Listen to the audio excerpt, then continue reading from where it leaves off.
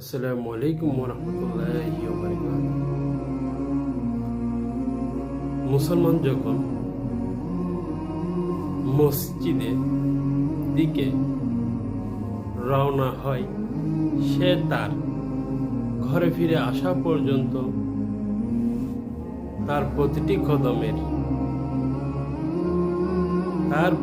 কদমে আল্লাহ তাআলা তার একটি করে নেকি দান করেন এবং তার সাথে সাথে একটি করে গুনাহ মোচন করে দেন। সুবহানাল্লাহ।